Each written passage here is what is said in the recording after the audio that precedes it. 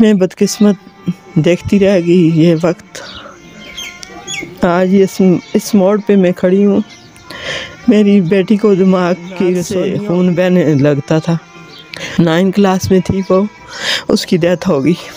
ये वो लोग हैं ना जो मांगते नहीं हैं, ये वो लोग हैं जो हाथ नहीं फैलाते, लेकिन ये एक्चुअल में डिजर्विंग लोग होते हैं। आप इनकी मदद करेंगे ना, रब के यहाँ आपका दर्जा बहुत ऊपर होगा। आज मेरे बेटे की टांग टूट गई है। एक भैंस थी मेरे पास, वो भी मैंने दे दी। उसका मैंने इलाज करवाने में फुल कोशिश की है। मेरे जो व्यूवर्स हैं ना, मुझे पता है ये अमाउंट आपके लिए कुछ भी नहीं है। मैं आपके सामने वो लोग लेके आता हूँ जो मांगते नहीं हैं, हाथ नहीं फैलाते, लेकिन अल्लाह के नज़दीक इनसे डिजर्विंग बंदा भी कोई नहीं है। अस्सलाम वालेकुम नाज़रीन, आप सब भाइयों के साथ एक रियल लाइफ स्टोरी मैं आपसे शेयर करना चाह रहा हूँ।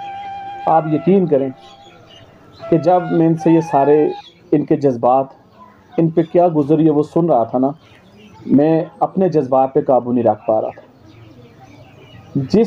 एक ऐसी औरत जिसके घर में कुछ भी नहीं था, उसके बच्चे सिर्फ इस वजह से उसकी बेटी दुनिया से चली गई कि उसका इलाज नहीं करवा सकती। उनके हामद इस दुनिया से चले गए क्योंकि वो कर कुछ नहीं पा रही थी उनके लिए। बेटा आज ज़िंदगी और मौत की कश्मकश में पड़ा हुआ है चारपाई के ऊपर। आजमाइशों से भरी हुई है ये ज़िंदगी उनकी, लेकिन फिर भी इस हाल में भी वो अपने रब का शुक्र अदा कर रही हैं।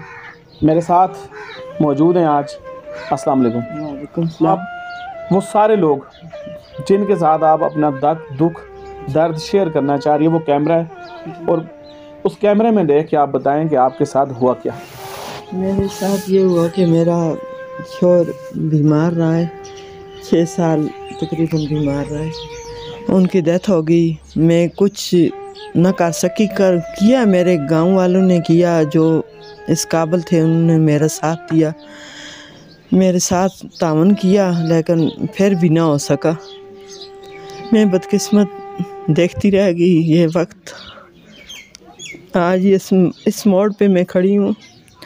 मेरी बेटी को दिमाग की रसौलियाँ हो गई, वो अल्लाह जाने और क्या हो गया, उसको नाक से खून बहने लगता था। तो मैं गई, इब्टाबाद तक गई, मनसेरा गई, इधर उधर गई, मैं इलाज न करवा सकी। 9 क्लास में थी वो, उसकी डेथ हो गई। आज मेरे बेटे की टांग टूट गई है। 3 माह हो चुके हैं, 4था माह लगने वाला है। लेकिन इब्टाबाद तक के मैं गई हूँ। मेरी घर एक भैंस थी, वो भी मैंने दे दी। मेरे बहन भाइयों ने, गांव वालों ने मेरी मदद थोड़ी बहुत की, तो मैं वहाँ तक के पहुँची। उसकी टांग में राड डला है। 1 महीना तकरीबन 6-7 दिन तक वो मुजफ्फराबाद रहा है। उसके बाद उन्होंने ये गोडे में डाला है राड। उसके बाद उसकी ये पीछे वाली सड्डी में राड डला है, तो वो इब्टाबाद से डला है। एक भैंस थी मेरे पास, वो भी मैंने दे दी। उसका मैंने इलाज करवाने में फुल कोशिश की है। मेरे बहन भाइयों ने कोशिश की, मेरे गांव वालों ने की, लेकिन फिर भी जिस चीज़ की मुझे ज़रूरत थी, मेरा बेटा जल्दी से जल्दी उठ जाए, वो तो नहीं हो सका।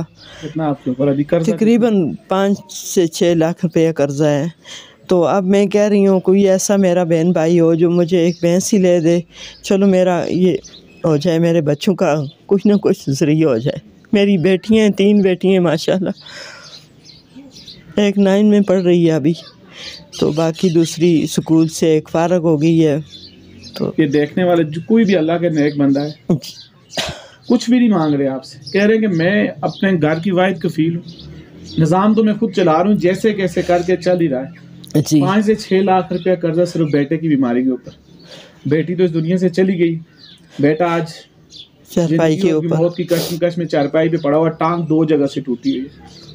मैं अपने तमाम व्यूअर से गुजारिश करता हूँ, कोई भी अल्लाह का नेक बंदा, ये वो लोग हैं ना जो मांगते नहीं हैं, ये वो लोग हैं जो हाथ नहीं फैलाते, लेकिन ये एक्चुअल में डिजर्विंग लोग होते हैं। आप इनकी मदद करेंगे ना, रब के यहाँ आपका दर्जा बहुत ऊपर होगा।